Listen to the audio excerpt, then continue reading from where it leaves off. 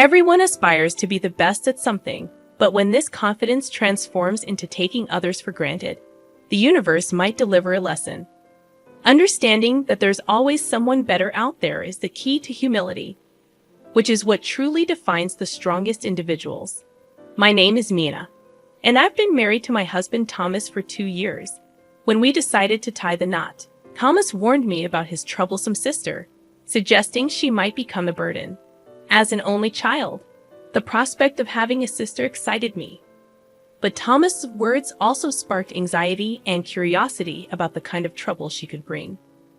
Now, 2 years into our marriage, I fully comprehend and have experienced what Thomas meant. I was born into a relatively wealthy family where my father runs a mid-sized trading company. He is well-informed and progressive in his thinking.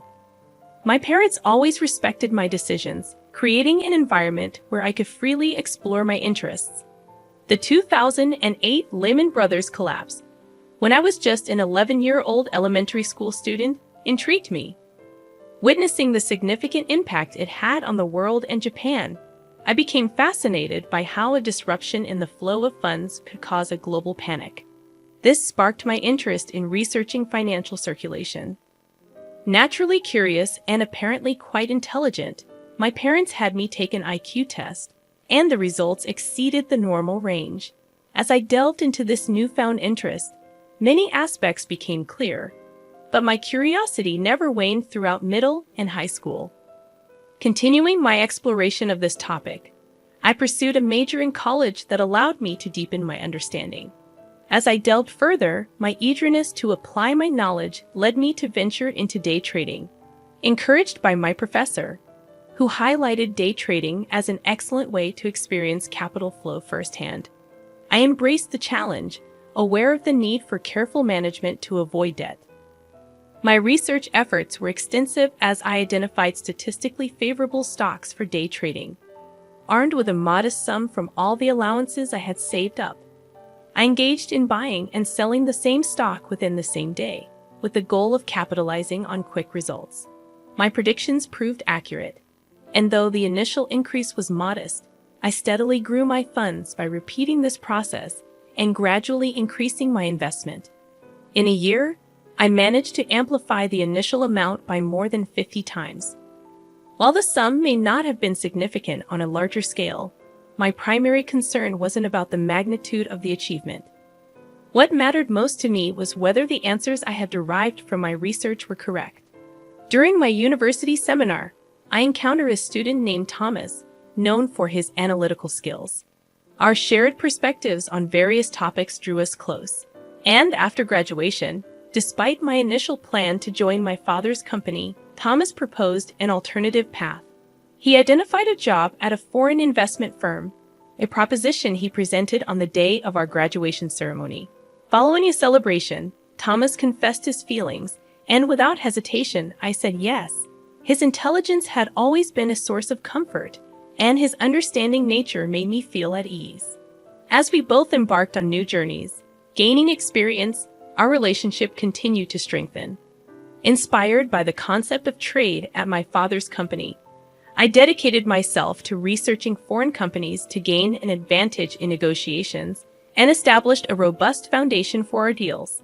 Thomas, with his inherent analytical skills, excelled in identifying profitable investment opportunities, earning high praise within his company. Despite our busy schedules, we maintained our connection through dates that provided refreshing breaks before diving back into our respective work. Over the 5 years of our relationship, we became indispensable to each other, evolving into a reliable support system. Deeply immersed in our exciting careers, we decided it was the right time to take the next step. Thomas proposed, expressing his desire to spend the rest of his life with me. Without hesitation, I accepted his proposal, eager to begin our life together. However, when it was time for a family meeting, Thomas disclosed something important about his sister, Alice. According to Thomas, Alice, his sister 2 years younger, was known for being challenging. He cautioned that she might cause some discomfort or inconvenience. Alice, exceptionally bright from a young age, developed a competitive spirit, looking down on others, including Thomas, whom she considered inferior. Even though Thomas was regarded as a prodigy, Alice claimed superiority, joining a rival investment and consulting firm to compete with him in her career. Thomas was worried that his engagement might affect Alice's pride, as she always sought to prove herself superior. Having no close friends and seemingly without a significant other, Alice appeared to harbor insecurities, masked by a brave face. Thomas was concerned about how she might react, fearing that she would intensify her efforts to demonstrate her strength in the face of our engagement. Attempting to reassure Thomas with a light-hearted "it's okay" proved ineffective, as his worry seemed unending. This only heightened my curiosity about his intense sister, Alice. Finally meeting her at a family gathering, her sharp, intelligent beauty was unmistakable, though a certain coldness lingered. Whether that was intrinsic to her nature or a result of my preconceived notions, I couldn't discern. Thomas's parents, in contrast, were kind and humorous, putting me at ease about getting along with them. However, beyond the initial greeting, Alice remained silent, merely eating her meal while scrutinizing me as if assessing my worth.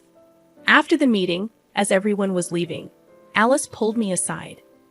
Curious about the person I would be, she expressed disappointment, dismissing me as just a girl who secured a job at her parents' company and likely slacking off. She asserted her financial prowess, claiming to move large amounts of money and make significant profits, placing herself on a level far superior to mine. According to Alice, Thomas settling for someone like me was disappointing, and she concluded by stating that today's gain was realizing how much I fell short of her standards. Stunned and unsure how to respond, Alice left the room, leaving me there. Thomas returned, noticing I hadn't left with Alice. Concerned, he asked if something had happened. In response to Alice's jab, I laughed it off, assuring Thomas that it was just a minor comment. Thomas apologized for his sister's rudeness, but I reassured him that I wasn't bothered. It didn't hurt, but I couldn't help but wonder what would happen the next time we met, particularly at the wedding. Strangely, I found myself looking forward to it, anticipating the interesting dynamics that might unfold. Surprised by my response, Thomas and I went on to have a grand wedding attended by family, friends, and colleagues from both sides.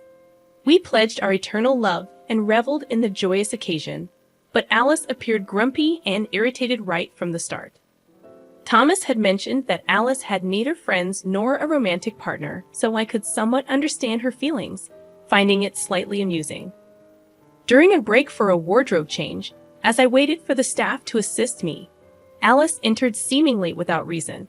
She remarked that my happiness was only for the day and predicted that, as a plain woman, I wouldn't get the spotlight after the wedding, insinuating that I would just leech off Thomas' earnings.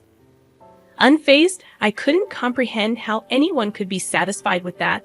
She declared her intentions to climb even higher on her own and find someone better than Thomas for an even grander wedding. With that rapid-fire monologue, a self-satisfied Alice left without giving me a chance to respond. As the staff walked in just after Alice's departure, I burst into laughter at the timing. Apologizing to the puzzled staff, I started changing, realizing that Alice knew how to keep things interesting. Since the wedding, I had no contact with her. I anticipated seeing her again, perhaps at Christmas when visiting my in-laws, but an unexpected connection with Alice arose sooner than expected. My father decided to seek external consulting for asset preservation and expansion at his company. Although I offered to handle it, he insisted on bringing in outside expertise, choosing a specific firm. Upon hearing the familiar name of the consulting firm during negotiations at my father's company, a sense of recognition washed over me, but I couldn't immediately place it.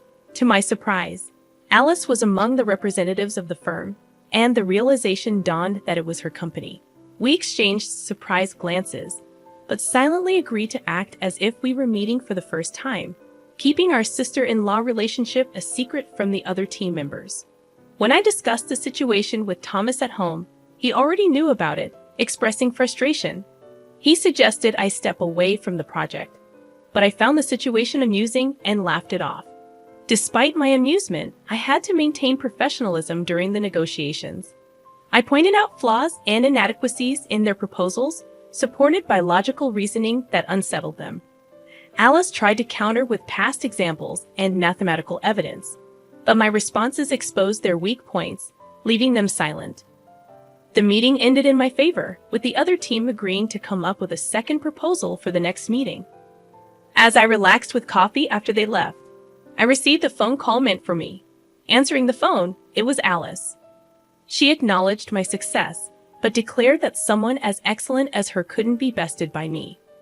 With a parting shot about not needing guidance from someone like me, she hung up. Bursting into laughter, I held the phone, drawing curious glances from nearby colleagues.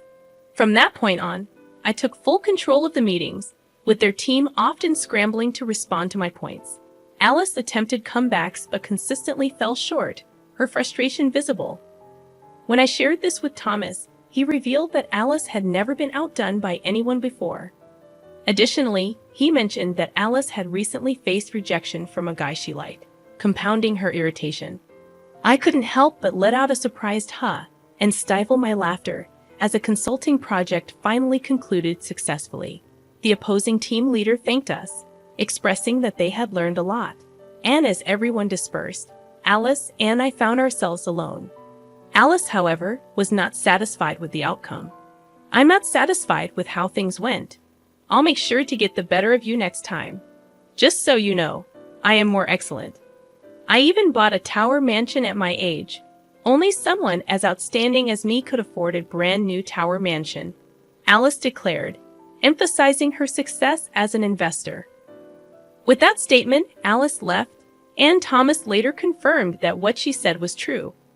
Alice had indeed found success as an investor and recently bought a tower mansion to live on her own. While acknowledging her undeniable talent and the achievement within her reach, I genuinely wanted to congratulate her. A few days later, on the weekend, I had some business at a tower mansion. As I stopped at a certain mid-level floor, a door opened, and a resident stepped out. The resident and I locked eyes and both exclaimed in surprise. It was Alice. "Why are you here? If you're not invited to the party, did you come to clean?" I questioned. It seemed that today was the day of Alice's celebrity home party, as she had mentioned. "Not at all. I'm here to deliver something to an acquaintance on this floor." "You have an acquaintance here, and you came down from where?" Alice replied. "Well, my home is on the top floor of this mansion. Naturally, I had to come down." I countered, reminding her that she and Thomas lived in a single-story house because Thomas couldn't handle heights. Alice revealed that the tower mansion was her office and workshop. As we argued loudly in the hallway, a voice behind us asked, "Alice, what's going on?" Alice turned and said, "Sorry, Senior." The woman who had spoken and 3 other women looked at us with concern. "I apologize for not greeting you downstairs. I was just dealing with..." Alice seemed at a loss for words. The woman Alice called Senior looked at me, searching her memory, and exclaimed in surprise, "Aren't you Maya?" Alice was visibly confused. The senior explained, "Don't you know? This is Mrs. Mia, our new external board director starting this month. She's also known as the investment goddess whom Alice admires." Alice was speechless at this unexpected revelation, and the senior continued, "Also, she owns a significant share of your company, which made her a board director." Alice was overwhelmed by this unexpected turn of events. The senior added, "Alice, while extremely talented, has a poor reputation regarding teamwork and attitude towards colleagues. If she can't improve, she can't continue working in her current role." Alice was already knocked out by the harsh reality, kneeling and collapsed on the floor. Later, Thomas told me that Alice, once a fierce wolf, had become a small dog. It seemed she finally understood that there's always someone above her. Reflecting on my previous attitude, I felt a bit guilty for finding it all so amusing. Alice has become a lesson for me to never underestimate anyone and to treat others with respect. Thomas apologized for not being more involved in these events, but it's not his responsibility at all. His concern showed his good nature, and I love him all the more for it. My current hope is to start a family with Thomas soon. I can't wait to enjoy life as a family of 3. If Alice changes her mindset and broadens her perspective, she'll surely find friends and a partner soon. One night, I had a dream of a family of 3. And by the end of next year, we'll be a family of 5, triplets from the Cabbage Patch. I woke up sweating but couldn't help laughing at the prospect.